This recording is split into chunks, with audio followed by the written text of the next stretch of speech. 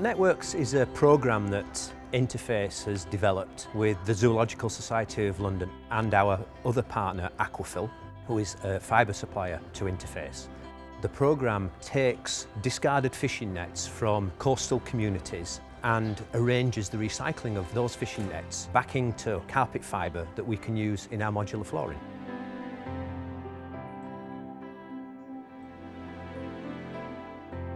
What we're doing with Networks is creating a new and innovative and practical example of an inclusive business model. Groups from the communities go out into the environment, collect nets off the beaches or from the sea, and they get nets from fishers at the end of life, so preventing them from getting into the environment in the first place. As a group, the community then sell the nets into a global supply chain, and they're regenerated into nylon yarn that can then be used to make some very beautiful products, such as Interface's carpet tiles.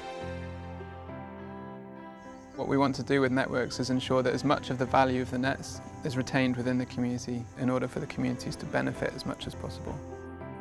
It's not a charity, this is a social enterprise. I always believe that you can do business at the same time contributing for very serious objectives like cleaning the oceans of marine debris. Developing inclusive business is not about philanthropic giving. We're doing this to demonstrate that there is a better way of doing business.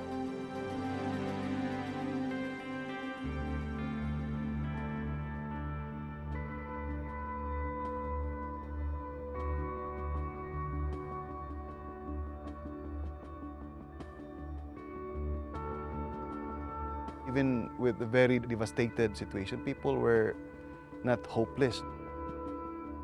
We have a strong spirit. We believe in, we call it bayanihan. It's how we volunteered ourselves if one member in the community needed our help. The resilience of the people in the Philippines has been amazing. The infrastructure that we designed for taking fishing nets out of the villages, they reversed so that they could use to bring aid into the villages. One of the things I find really interesting over the last year is seeing the way that the people are responding to the programme. What we expected to find after the earthquake was that the volume of nets being collected would reduce as people's priorities change and they focus on trying to rebuild. But what we actually found was that in some communities, net collection actually appeared to increase. And so some people were turning to nets as a way of supplementing their livelihoods during that period, which says a lot about the resilience of the model.